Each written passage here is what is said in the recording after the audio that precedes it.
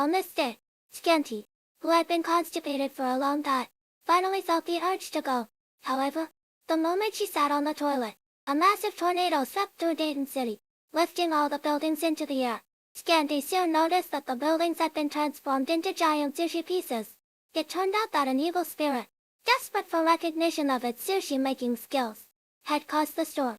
Nisaks recognized the spirit's attire as identical to the sushi restaurant where she worked part-time. She rushed into the shop, dragged the sushi master out, and threw him toward the spirit, hoping his approval would end the disaster. However, the master bluntly declared that the spirit's sushi was far from good enough, sending the spirit into a rage and triggering an even fiercer storm. This was the last straw for the already constipated Scanty, who just wanted to relieve herself in peace. Enraged, she unleashed her full power and instantly obliterated the evil spirit. Finally, she could use the bathroom in peace. The next day, Panty and Stocking were about to exterminate a turtle evil spirit when Garterbelt suddenly appeared and stopped them. He sympathized deeply with the spirit, born from the abandonment of its owner, and tearfully embraced it. Seeing this, Panty and Stocking simply put away their weapons and went about their business. The following day, Brief informed Panty and Stocking that Garterbelt was acting strangely. At first, they didn't take his words seriously until they saw Garterbelt completely fused with the turtle spirit.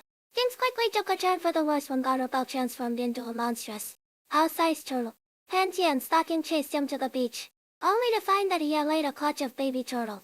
Unable to bear the thought of the hatchlings being eaten by seagulls, they escorted them safely into the ocean. Unfortunately, this act of kindness backfired. The baby turtles soon mutated into monstrous creatures and began attacking Dayton City. As the city teetered on the brink of becoming Turtle Angel City, Panty and Stocking had no choice but to join forces and eliminate the turtle monster Garterbelt to stop the disaster. Thankfully, Garterbelt was restored to normal. Later, Panty spotted what she thought was another turtle egg on the street, only to realize it was just a golf ball. Relieved, she joked that she thought Garterbelt had transformed again, unaware that in a dark corner, a platypus version of Garterbelt had just been born. Around the same time, a serial killer targeting blonde sluts began terrorizing Dayton City. Brief grew increasingly worried about Panty's safety, but she brushed off his concerns, boasting that she'd teach the killer a lesson if they dared come after her. Suddenly, a group of police officers approached, offering a safe house for potential victims. Panty was about to refuse until she spotted a handsome detective among them and eagerly accepted the offer.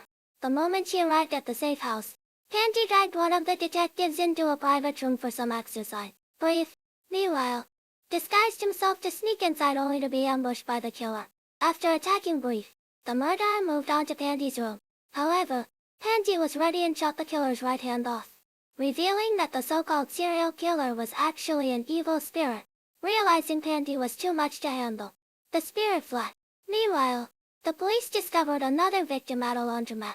Just as everyone was at a loss for how to track down the spirit, Brief suddenly revived. It turned out the evil spirit had only been mimicking the real killer's methods and hadn't actually harmed him. This meant the true culprit was still at large. By tracking the spirit's stolen foe, Brief located its hideout in the real killer, a struggling actress who had always been typecast as minor roles. She ranted about how society expected blonde sluts to die first in movies, limiting her career until she was reduced to B-list films. The evil spirit had been born from her resentment. Pathetic, she sneered.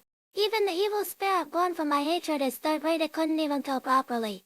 Brief disagreed, arguing that even B-movies had their merits. His words moved the spirit, which then turned on the actress, eliminating her before vanishing in a flash of light. And so, the serial killer case came to a dramatic close. What other chaos will unfold in Dayton City? Stay tuned to my channel for the latest updates on the anime's plot.